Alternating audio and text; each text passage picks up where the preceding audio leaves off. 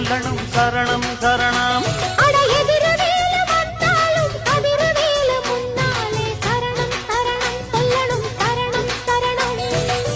நல்லவர்க்கு தொல்லை தர 100 முகம் வந்தாலும் அல்லல்களை நீக்கிவிடும் ஆறுமுகம் என்னாலும்